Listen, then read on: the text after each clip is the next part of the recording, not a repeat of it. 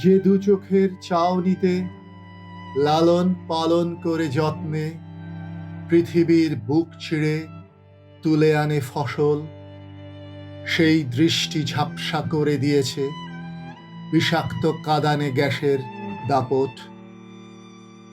যে শরীর রোদে পুড়ে বৃষ্টিতে ভিজে সোনালি ফসলে ভরিয়ে তোলে মাঠ, নিয়ে আসে গরম ভাত তোমার থালায়, বেইমানি তারই সাথে গলা টিপে ধরা।